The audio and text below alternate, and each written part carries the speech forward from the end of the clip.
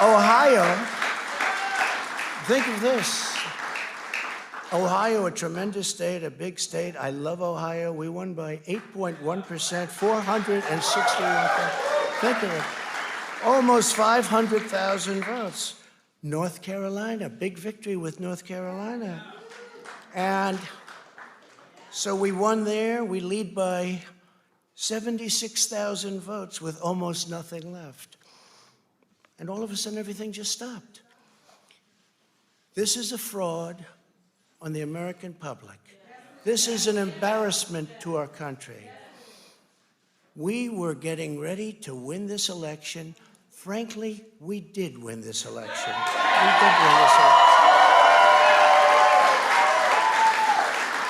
So our goal now is to ensure the integrity for the good of this nation. This is a very big moment. This is a major fraud in our nation. We want the law to be used in a proper manner. So we'll be going to the U.S. Supreme Court. We want all voting to stop. We don't want them to find any ballots at 4 o'clock in the morning and add them to the list, okay? It's a very sad moment. To me, this is a very sad moment, and we will win this, and as far as I'm concerned, we already have won it. So I just want to thank you, and I want to thank all of our support. I want to thank all of the people that worked with us, and Mr. Vice President, say a few words, please. Please.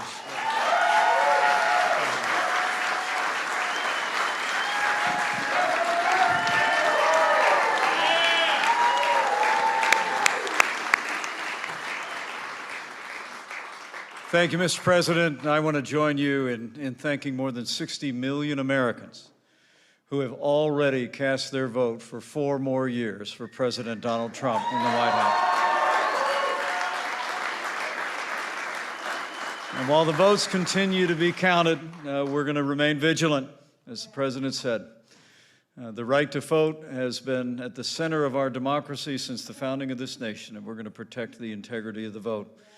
But I really believe with all of my heart, with the extraordinary margins, Mr. President, that you've inspired in the states that you just described, and the way that you launched this movement across the country to make America great again, I truly do believe, as you do, that we are on the road to victory and we will make America great again.